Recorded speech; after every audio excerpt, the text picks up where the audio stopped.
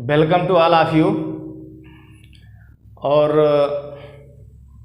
सभी छात्रों को मैं एक बात कहना चाहूँगा कि जो भी वीडियोज़ हमारे निकल रहे हैं आप लोगों के लिए रेगुलर वीडियोज़ अपलोड किए जा रहे हैं, तो इनको आप नियमित रूप से वॉच करिए।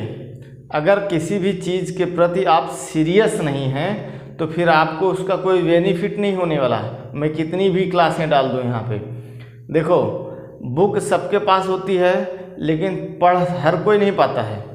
ऐसे ही यूट्यूब एक स्टडी करने का बहुत ही अच्छा प्लेटफार्म हो गया है आज के समय में, इस डिजिटल युग में। जिसके पास कम संसाधन हैं वो भी पढ़ सकता है इस प्लेटफार्म की मदद से।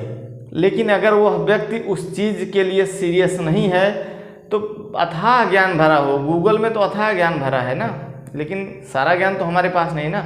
हमको बस वो चाहिए जिससे हम अपने टारगेट को अचीव कर लें, हम अपनी मंजिल तक पहुंच जाएं। और 2022-24 बैच के सभी छात्र, आप सबको मैं ये बोलना चाह रहा हूं कि रेगुलर क्लास आपको दे रहा हूं, ये क्रम से दे रहा हूं। ज़्यादा नहीं देना है, बस थोड़ी देर आपको पढ़ना है, थोड़ी देर का समय आपको देना है। और यदि यह समय आप नहीं दे पाते हैं तो आप यह सोचते हैं कल पढ़ लूँगा, परसों पढ़ लूँगा, तो फिर आप अपने ITI कोर्स के प्रति सीरियस नहीं हैं। मैंने यह देखा है कि जितने छात्रों के पास वीडियो का लिंक जा रहा है वो सब देख नहीं रहे हैं। ना देखिए, कोई दिक्कत नहीं, लेकिन एक दिन में सारा आप देख भी नहीं पाएंगे और ना सारा आप समझ भी पाएंगे, ठीक है। तो इसलिए चीज़ों को इकट्ठा मत करिए। आप यह मान के चलिए कि आप कोचिंग जाते हैं उतनी देर के लिए, यह माइंड में सेटअप कर दीजिए कि इतनी देर के लिए कोचिंग जाना है। कोचिंग जाना है अर्थात उतनी देर के लिए और लोगों से आप अलग हो जाइए और बैठ जाइए हेडफोन या स्पीकर पे करके आराम से, और देखते जाइए, सुनते जाइए, जो काम की बातें हों वो नोट करते जाइए। अगर यदि आप ऐसा कर पाने में सक्षम हैं तब तो ठीक है, नहीं कर पाने में सक्षम है तो फिर आप सक्सेस नहीं होंगे। सर्वप्रथम बात आज के पहले क्लास में ही मैं बता दे रहा हूं, अगर आप सीरियस नहीं हैं तो फिर आप सफल नहीं हो पाएंगे, ठीक ना। तो चलिए शुरू करते हैं हम लोग। पहला हमारा जो लेसन है वो आज हम लेकर के आए हैं, व्यावसायिक सुरक्षा एवं स्वास्थ्य, occupational safety and health. Occupation का मतलब होता है व्यवसाय, ऑक्यूपेशनल सेफ्टी मतलब व्यावसायिक सुरक्षा और स्वास्थ्य। तो सर्वप्रथम देखो, ITI करने के बाद आप जाओगे कहाँ? कहीं ना कहीं इंडस्ट्री से ही जुड़ोगे, चाहे आप इलेक्ट्रिशियन के हो, फिटर के हो, किसी अन्य ट्रेड के हो, मतलब नहीं, जुड़ोगे ज़्यादातर आप कहाँ? किसी फैक्ट्री से ही जुड़ोगे। तो फैक्ट्री में जाओगे तो वहाँ क्या होना चाहिए? व्यावसायिक सुरक्षा। उस व्यवसाय के प्रति, जिस व्यवसाय में आप काम कर रहे हैं ना, उसमें सेफ्टी और हेल्थ बड़ा मायने रखता है। किसी फैक्ट्री में अगर आप काम करने जाते हैं तो क्या है, अगर वहाँ सेफ्टी नहीं है, यानी कि सेफ्टी के साथ काम करने का प्लेटफार्म नहीं है, गलत तरीके से आप काम कर रहे हैं, सेफ्टी इंस्ट्रक्शंस फॉलो नहीं हो रहे हैं, तो फिर वह खतरनाक है। कोई भी दिन जो है वो आपकी जान ले सकता है। तो इसलिए आपके लेसन में और हेल्थ का भी बात है, हेल्थ मतलब स्वास्थ्य। तो स्वास्थ्य अच्छा रहेगा तभी आप सही से अपने कार्य को अंजाम दे पाएंगे। तो इसलिए आपका जो पहला लेसन है वह यही है कि ऑक्यूपेशनल सेफ्टी एंड हेल्थ, व्यावसायिक सुरक्षा और स्वास्थ्य। तो उस पर थोड़ा सा प्रकाश डाला इन्होंने, परिचय दिया है इस पर। क्या किसी भी ट्रेड की सफलता और प्रगति सुरक्षित कार्यक्षेत्र तथा उसमें कार्यरत कारीगर के उत्तम स्वास्थ्य पर निर्भर करती है, ठीक। सर्वप्रथम तो कार्यक्षेत्र सुरक्षित होना चाहिए। भाई इलेक्ट्रीशियन है तो जहाँ पर वह काम कर रहा है, अगर किसी मशीन पर काम कर रहा है तो अगर हो सके तो मशीन के अगल बगल में साइड में मैटिंग पड़ी होनी चाहिए। मैटिंग पर खड़े होकर के वो काम करे, शूज पहन के काम करे, ज़रूरत है अगर तो वो दस्ताने पहन के काम करे, जो उसके पास प्लायर, टेस्टर, पेचकस जो भी है वो इंसुलेटेड हो ढंग से, प्रॉपर सीढ़ी ऊपर चढ़ रहा है अगर तो सीढ़ी पकड़ने वाला व्यक्ति होना चाहिए, कमर में शरीर में पूरा सेफ्टी बेल्ट होना चाहिए, ठीक ना। तो ये सब जो है आपके सुरक्षित कार्यक्षेत्र के अंतर्गत आती हैं। और जहाँ पर आप जिस वर्कशॉप में काम कर रहे हैं उस वर्कशॉप में स्वच्छ वायु और प्रकाश का आवागमन होना चाहिए। अच्छा, और क्या है, स्वास्थ्य है, तो स्वास्थ्य तो भाई अच्छा होना चाहिए। और स्वास्थ्य कब अच्छा रहेगा, जब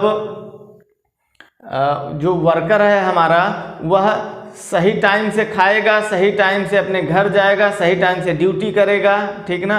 ऐसा नहीं है कि ज़बरदस्ती ए शिफ्ट, बी शिफ्ट, सी शिफ्ट लगातार हम करवा लिए किसी वर्कर से। हमने बोला बेटा चलो तुम जो है पूरे 48 घंटे 24 घंटे करो ए शिफ्ट, बी शिफ्ट, सी शिफ्ट तीनों, तो क्या होगा, उसका अगले दिन तो स्वास्थ्य खराब होगा ना।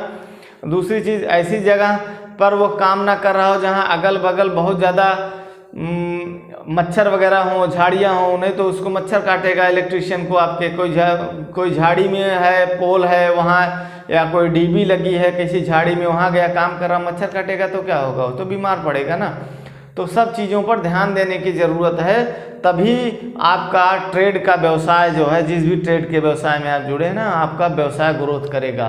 तो सर्वप्रथम जो है, जो वर्कर है वो किसी भी फैक्ट्री के मालिक को बात ध्यान देनी चाहिए कि जो वर्कर है हमारे यहाँ उसका स्वास्थ्य अच्छा रहे और साथ ही साथ उसको सेफ्टी प्रदान हो। ऐसा नहीं हो कि जो है उसके साथ कोई घटना दुर्घटना हो जाए, ठीक ना। और अगर ऐसा कुछ होता भी है तो उसका प्रॉपर इंश्योरेंस होना चाहिए, तभी वह व्यक्ति फैक्ट्री में काम करने जाए, नहीं तो ना जाए बिना इंश्योरेंस के।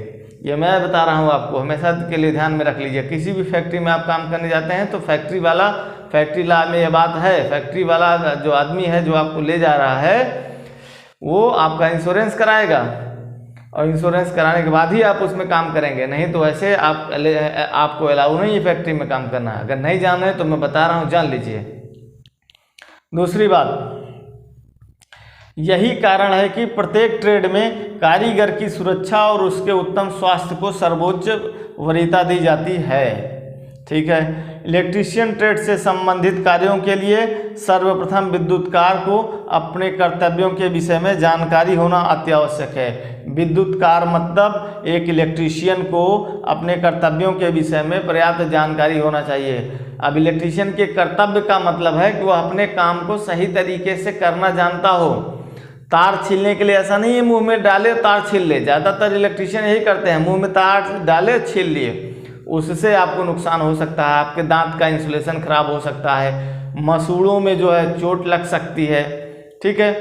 दूसरी चीज़, जो ग्लाव्स पहनिए, ग्लाव्स पहन के काम करिए। जो प्लायर लिए हैं, प्लायर से आप कटिंग कर रहे हैं, प्लायर मतलब पिलास, तो उससे कटिंग वटिंग कर रहे हैं, कोई चीज़ छील रहे हैं तो उसमें दस्ताने वगैरह पर्याप्त हो। ऐसा नहीं है कि कहीं इंसुलेशन उसका जो कवर चढ़ा हुआ है हैंडल पे और लीक फटा कटा हो, ठीक ना। सीढ़ी पर काम करने जा रहे हैं, सीढ़ी पकड़ने वाला व्यक्ति हो, कमर में बेल्ट लगा के चढ़िए ऊपर, तमाम बातें हैं। अब आगे आइए, धीरे धीरे भी सब पे चर्चा करी जाएगी। तो सेफ्टी बहुत ज़रूरी है, जूते तो बहुत आवश्यक हैं, जूते पहन के। और अकेले किसी भी काम पर नहीं जाएंगे आप, आपके साथ एक हेल्पर जरूर जाएगा। अगर आप इलेक्ट्रीशियन हैं तो आपके साथ एक हेल्पर जरूर जाएगा काम करने, वह आपको टूल्स वगैरह देगा, आप काम करेंगे। अगर कोई घटना दुर्घटना आपके साथ होती है तो आपका वो बचाव करेगा, बचाव नहीं कर पाएगा तो अन्य लोगों को वो सूचित करेगा दौड़ करके। इसलिए कहीं भी किसी भी जगह पर इलेक्ट्रीशियन को अकेले नहीं जाना है, एक हेल्पर साथ में लेके जाएगा वो। क्लियर बात। इसके बाद इसके उपरांत ही एक विद्युतकार अपने कार्यों को सही दिशा प्रदान कर सकता है। तो चलिए, ये इतना हुआ एक पैराग्राफ। उम्मीद कर रहा हूँ समझ गए होंगे आप। ज़्यादा कुछ इसमें समझाना नहीं, लेकिन समझने की बात होती है तो बहुत कुछ इसमें लिखा हुआ, लेकिन कुछ लोगों को लगेगा कि इसमें कुछ लिखा नहीं है। फिलहाल जितना हमने बोला है पॉइंट्स आप ध्यान से सुन लिए हैं, और आगे नेक्स्ट पैराग्राफ आपको समझा रहा हूँ।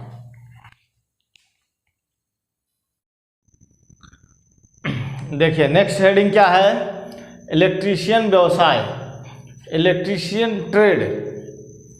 अब इसके बारे में कुछ बता रहा है 4 लाइनों में। देखिए, शिल्पकार प्रशिक्षण योजना, क्राफ्टमैन ट्रेनिंग स्कीम।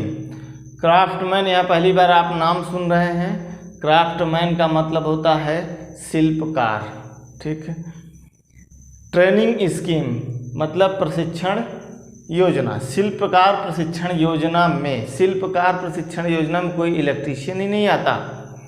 शिल्पकार प्रशिक्षण योजना जो चल रही है भारत सरकार की है, इसमें केवल इलेक्ट्रीशियन नहीं आते, सभी ट्रेड आते हैं। मतलब आपको एक शिल्पी बनाया जा रहा है, एक कारीगर बनाया जा रहा है। शिल्पी, भगवान विश्वकर्मा क्या थे? एक कुशल शिल्पी थे, ठीक है। तो बस ऐसे ही आपको एक शिल्पी बनाया जा रहा है, एक शिल्पकार बनाया जा रहा है। तो जितने भी ट्रेड हैं, अलग अलग व्यवसाय के अलग अलग शिल्पकार होते हैं। तो एक योजना चल रही है क्राफ्टमैन ट्रेनिंग स्कीम, मतलब शिल्पकार प्रशिक्षण योजना। इस योजना में क्या है? इलेक्ट्रीशियन व्यवसाय राष्ट्र भर के ITI में सबसे लोकप्रिय व्यवसाय है। मतलब पूरे देश में जितने भी व्यवसाय हैं उन सब में इलेक्ट्रीशियन का व्यवसाय सबसे क्या है? लोकप्रिय है, पॉपुलर है। रीजन क्या है इसके पीछे भी?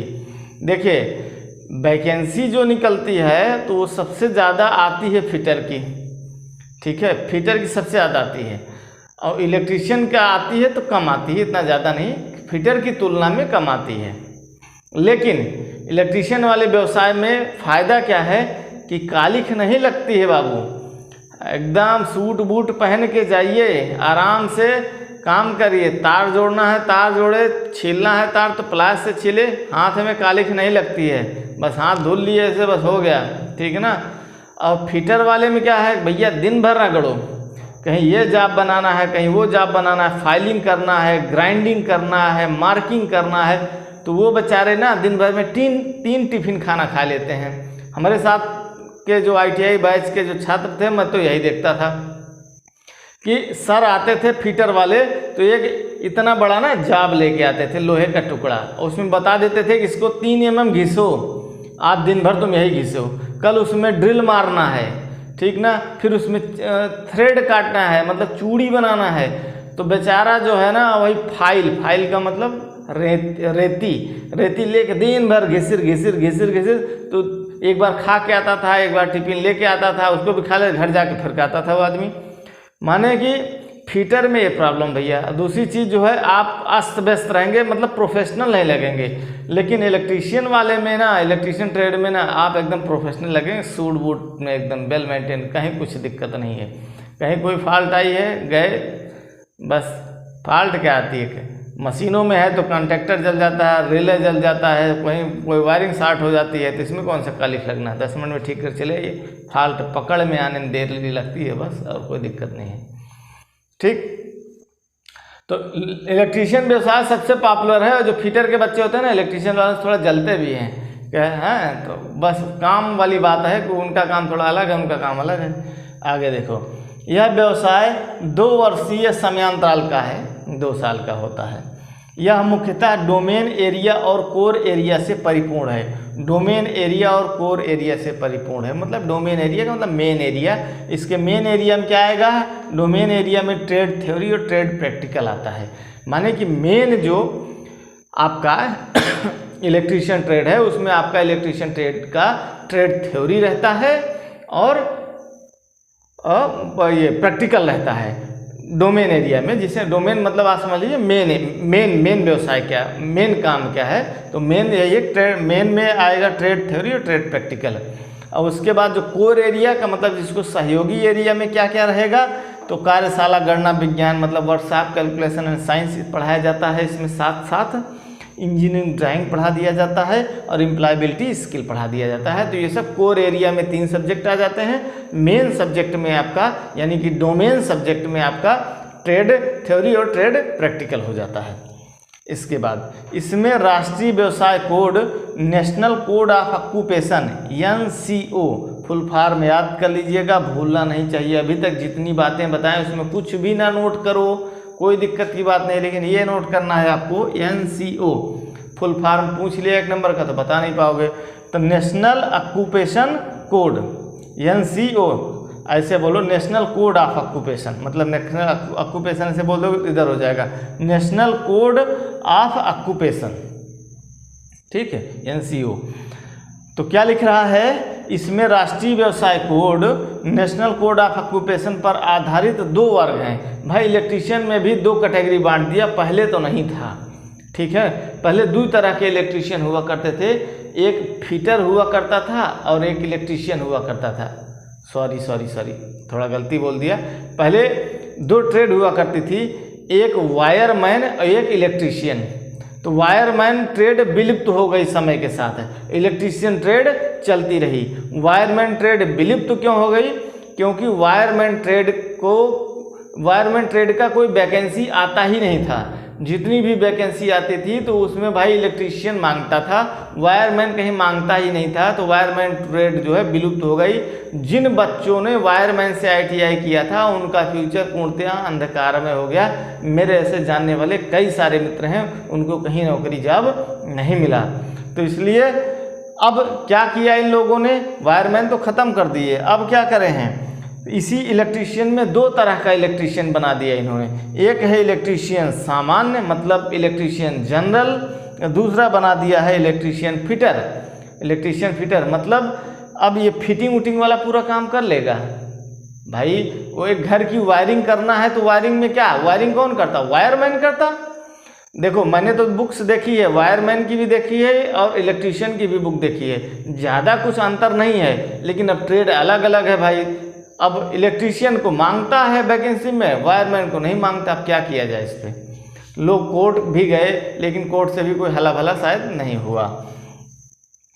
तो इलेक्ट्रीशियन में ही अभी इन्होंने 2 बंटवारा कर दिया। पहले सब नहीं था, अब हो गया है कि एक इलेक्ट्रीशियन सामान्य, दूसरा इलेक्ट्रीशियन फिटर। तो फिटर वाला पूरा फिटिंग का काम कर देगा।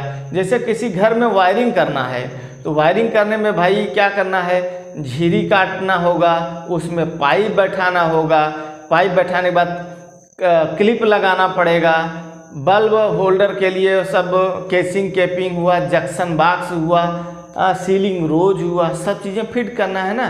तो वो जो है कौन करेगा, इलेक्ट्रीशियन फिटर वाला करेगा। माने वही आप समझ लीजिए जो क्या वायरमैन वाला काम था, उसी को अभी इलेक्ट्रीशियन में ही 2 कैटेगरी बांट दिए। एक कैटेगरी इलेक्ट्रीशियन सामान्य हो गई, एक हो गई इलेक्ट्रीशियन फिटर। इलेक्ट्रीशियन सामान्य जो है आपका सामान्य चीज़ों का अनुरक्षण करेगा, मेंटेनेंस करेगा। कुल मिला के समझिए, कोई नई चीज़ को लगाए बैठाए काटे पीटेगा नहीं, ठीक ना। अभी इस पर और थोड़ा हम चर्चा कर रहे हैं आगे। चलिए देखते हैं नेक्स्ट क्या लिखा है। अब देखिए इलेक्ट्रीशियन सामान्य के बारे में कुछ बातें लिखा है इसने। अभी इसके बाद इलेक्ट्रीशियन फिटर जो है उसके बारे में भी कुछ बातें लिखा है इसने। तो इलेक्ट्रीशियन सामान्य फैक्ट्रियों, कार्यशालाओं, पावर हाउसों, आवासीय भवनों और परिसरों में मशीनों, औजारों की स्थापना, अनुरक्षण और मरम्मत इत्यादि करता है। इसका कार्य विद्युतीय परिपथों और स्थापनाओं की ड्राइंग को पढ़ना, समझना और दूसरे विनिर्देशों को ज्ञात करना है। यह electrical motor, transformer, switch boards, microphone, loud speaker व दूसरे सामान्य विद्युत उपकरण, फिटिंग और लाइटिंग फिक्चर्स आदि को उचित स्थान पर स्थापित करता है। मैगर, टेस्ट लैंप इत्यादि के प्रयोग से इलेक्ट्रिकल यंत्रों, उपकरणों और अन्य में दोषों का पता लगाता है और खराब भागों, खराब वायरिंग और जले फ्यूजों की मरम्मत को बदलता है। अब इनका हिंदी भी थोड़ा सा ना अलग टाइप का है। इनकी हिंदी एकदम समझ के पढ़ने लगेंगे तो थोड़ा दिक्कत हो जाएगी आपको। तो हिंदी जो कहना चाह रहे हैं वो आप भाव समझ जाया करिए बस। अब देखिए इन्होंने लिखा कि इलेक्ट्रीशियन सामान्य क्या करता है, फैक्ट्रियों, कार्यशालाओं, फैक्ट्री समझ रहे हैं आप, कार्यशाला मतलब वर्कशॉप, पावर हाउस, आवासीय भवन, परिसर, कोई भी परिसर हो में क्या रहेगा, मशीन या औजार लगे हैं तो उनकी स्थापना, अनुरक्षण और मरम्मत, ठीक ना। तो यह थोड़ा सा इनका जो लिखने का सेंस है वो थोड़ा गलत है। इलेक्ट्रीशियन सामान्य जो है यह अनुरक्षण करेगा, मरम्मत करेगा, केयर एंड मेंटेनेंस करेगा। स्थापना वाला काम जो है ना वो नहीं करेगा, वो इलेक्ट्रीशियन फिटर करेगा। अब गलत लिखे तो हम क्या करें। फिटिंग वाला काम जो भी है वो इलेक्ट्रीशियन फिटर करेगा। जो मेंटेनेंस वाला वर्क आता है वो जनरल इलेक्ट्रीशियन करेगा। क्लियर बात, समझ लीजिए इतना। आगे क्या लिखा है, इसका कार्य विद्युतीय परिपथों और स्थापनाओं की ड्राइंग को पढ़ना है। बिल्कुल सही। जैसे हर चीज़ की अपनी एक ड्राइंग होती है। जैसे कोई मशीन है, मान लीजिए कोई सीएनसी मशीन है, सीएनसी का मतलब ऑटोमेटिक वाली जो चलती है, ठीक है, आगे बताएं उन सब के बारे में, आगे बताएंगे। तो कोई सीएनसी मशीन है तो उसकी अगर ड्राइंग आपको नहीं है ना, तो उसमें अगर कोई खराबी आई है तो आप बहुत परेशान हो जाएंगे, ढूंढ नहीं पाएंगे। ड्राइंग रहता है कौन सा वायर कहाँ गया है, हर वायर में फेरूल बंधा होता है, फेरूल में नंबर लिखा होता है, 10 नंबर, 12 नंबर, 14 नंबर, 15 नंबर। तो 12 नंबर से उठा तो वहाँ उस कॉन्टैक्टर पे गया, उस कॉन्टैक्टर से उठा तो उसका नाम बदल गया, 12 नंबर के बजाय उसका नाम हो गया 13 नंबर, 13 नंबर गया अगले रिले पे, वहाँ उसका नाम हो गया 14 नंबर। ऐसे मतलब कुल मिला के ड्राइंग में सब चीज़ें लिखी रहती हैं, कहाँ फ्यूज लगा है, कहाँ एमसीबी लगा है, कहाँ पर रिले लगा हुआ है, कहाँ पर कोई कंट्रोलर लगा है, सारी बातें, कहाँ पर लिमिट स्विचेज लगी हैं, सब ड्राइंग में बना रहता है। अगर ड्राइंग पढ़ना हम सीख जाते हैं तो किसी भी मशीन को बहुत ही आसानी के साथ हम ठीक कर सकते हैं। बस उसका मैनुअल उठाइए उस मशीन का, उसकी ड्राइंग को पढ़िए, कहाँ फॉल्ट आपको पता है, ये कोई फॉल्ट है, नेचर ऑफ फॉल्ट माने कि फॉल्ट की प्रकृति को देखते हुए अंदाज़ा लगाइए कहाँ फॉल्ट हो सकती है बस, और मैनुअल पढ़िए, फटाक से निकाल लेंगे आप यहाँ फॉल्ट है। तो ये मैनुअल पढ़ना, ये ड्राइंग मतलब मैनुअल में ड्राइंग बनी होती है, तो उसी ड्राइंग को पढ़ना इलेक्ट्रिकल ड्राइंग होती है, ठीक है। समझना और दूसरे विनिर्देशों को ज्ञात करना है, दूसरे भी इंस्ट्रक्शंस जो हैं उनको ज्ञात करना है, माने ज्ञात करने का मतलब समझना है। और यह इलेक्ट्रिकल मोटर, यह क्या करेगा, और electrical motor, transformer, switch boards, microphone, loud speaker व दूसरे विद्युत उपकरण, फिटिंग और लाइटिंग फिक्चर्स आदि को उचित स्थान पर स्थापित करता है। नहीं, उचित स्थान पर ये सब नहीं लगाने चला जाएगा, ट्रांसफार्मर और स्विच बोर्ड्स, ठीक है। जनरल इलेक्ट्रीशियन बस जो हमने बता दिया दिमाग में आपके, मेंटेनेंस, फिटिंग का काम जनरल फिटर का है, इलेक्ट्रीशियन फिटर का है, और मेंटेनेंस का काम आपका जनरल इलेक्ट्रीशियन का है। आगे क्या लिखा है, मैगर टेस्ट लैंप, मैगर जानते हैं आप लोग, नहीं जानते, नाम दिमाग में एकदम बढ़िया से बैठा लीजिए, पूरा खोपड़ी में भर लीजिए। मैगर बहुत ही काम की चीज़ है, बहुत इंपॉर्टेंट चीज़ है, आगे आएगा, अभी शुरू में नहीं आएगा, आगे कुछ समय बाद आएगा, तो वहाँ मैं नाम लूँगा मैगर। तो अभी से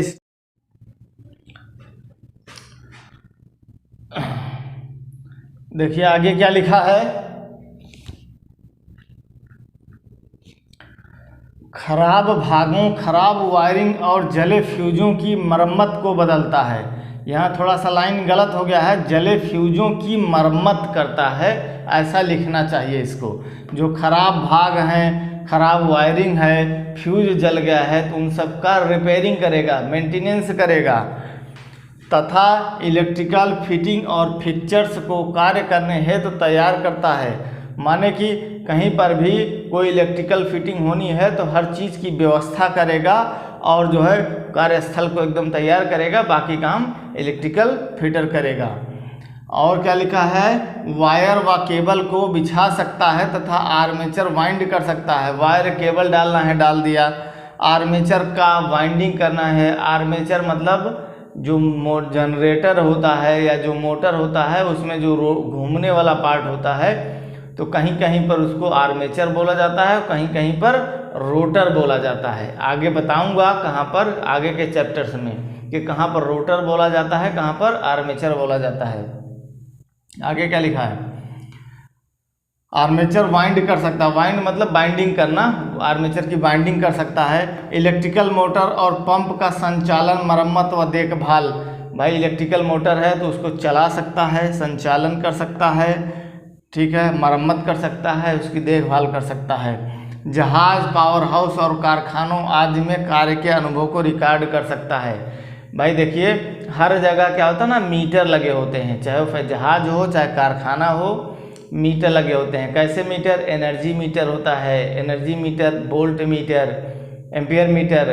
एक आता है मल्टी फंक्शन मीटर, ध्यान से सुनिए हमारी बात, मल्टी फंक्शन मीटर, उसमें सब रहता है, एनर्जी मीटर भी रहेगा, एम्पियर मीटर भी रहेगा, वोल्ट मीटर भी रहेगा, किलो वोल्ट एम्पियर आवर भी रहेगा, kilo volt ampere hour reactive भी रहेगा। मतलब उसका नाम है multi function meter. Power factor भी बताएगा वो। तो एक ही चीज़, आप पावर फैक्टर तो नहीं जान रहे होगे, आगे जानोगे। तो एक ही मीटर में बहुत सारी चीज़ें हैं, तो एक ही मीटर बहुत सारी चीज़ों को अगर मेजरमेंट करके बता रहा है तो उससे बोला जाता है multi function metre.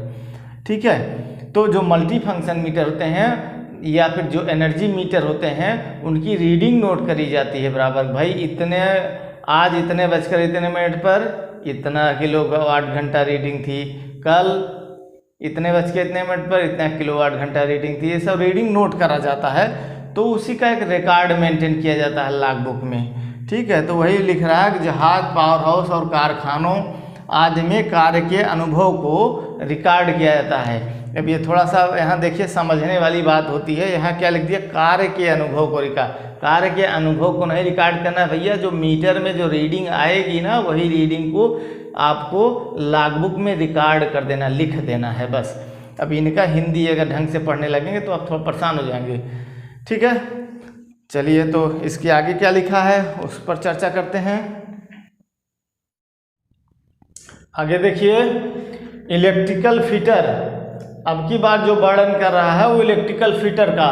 Electrical fitter क्या काम करता होगा, पहले पढ़ लीजिए फिर मैं बोलूँ। इलेक्ट्रिकल फिटर विद्युतीय मशीनरी व उपकरणों जैसे मोटर, ट्रांसफार्मर, स्विच गियर्स, पंखे आदि को संयोजित करता है। संयोजित करता है मतलब फिट करता है, लगाता है। किसको, मोटर को, ट्रांसफार्मर को, स्विच गियर्स को, पंखे को, इन सबको फिटिंग। मैंने शुरू में बता दिया कि कोई चीज़ का फिटिंग वाला काम मतलब लगाना है, उसको स्थापित करना है तो इलेक्ट्रिकल फिटर करेगा, इलेक्ट्रिशियन फिटर करेगा।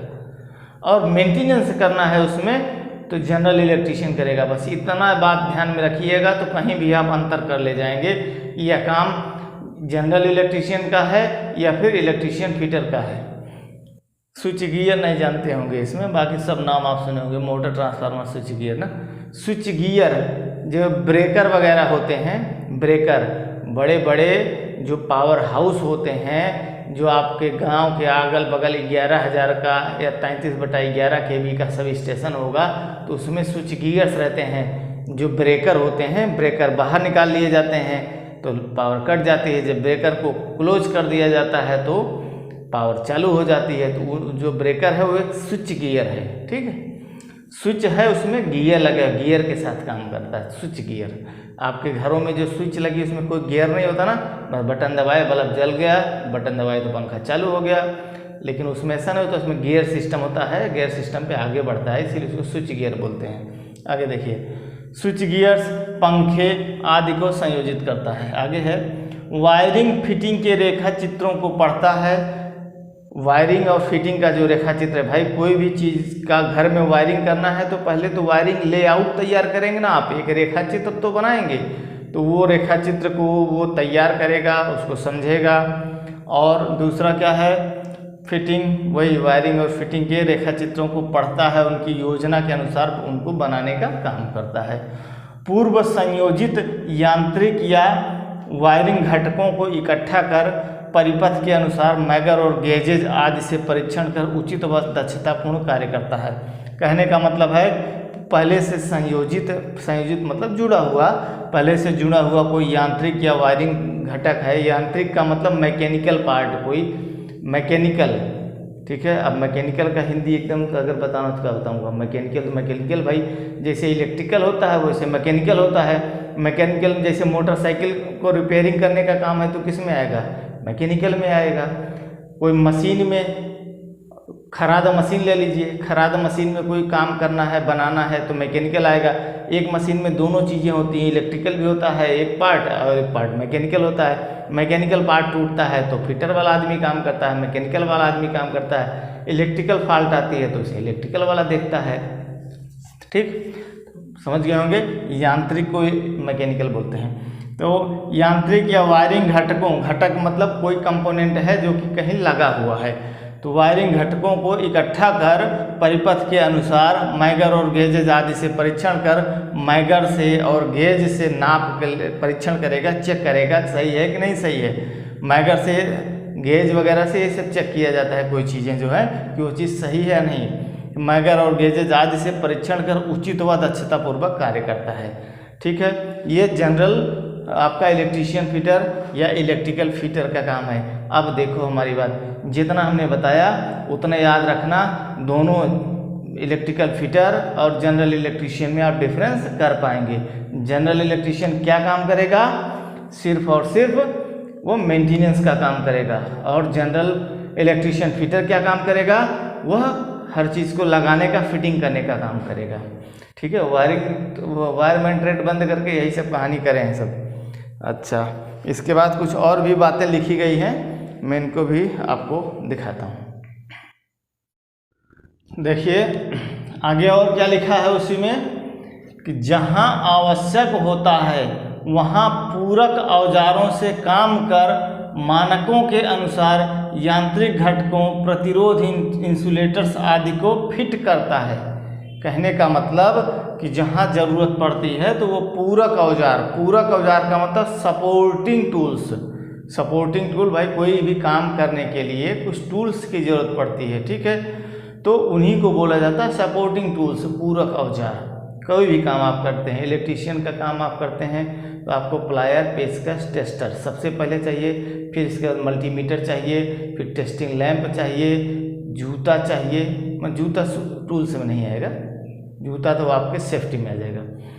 तो और क्या चाहिए, कटर चाहिए, पीवीसी टेप चाहिए, ये सब जो है, और कुछ स्पैनर चाहिए, स्पैनर मतलब रेंच, ये सब चीज़ें चाहिए। तो वही लिख रहा पूरक औजार मतलब सपोर्टिंग टूल्स से काम करके, मानक का मतलब होता है स्टैंडर्ड, जो स्टैंडर्ड काम का जो एक स्टैंडर्ड लेवल है उस पर, मानक के अनुसार यांत्रिक घटकों माने कि मैकेनिकल जो कंपोनेंट्स हैं, प्रतिरोध है, कहीं पर इंसुलेटर लगाना है आदि को फिट करता है। मुझे लगता है कि यांत्रिक घटक, अब कहीं पर यांत्रिक घटक कोई है, जैसे पंखा टांगना है, पंखा क्या एक यांत्रिक घटक हो गया, ऐसे पंखा को टांग दो, ठीक है।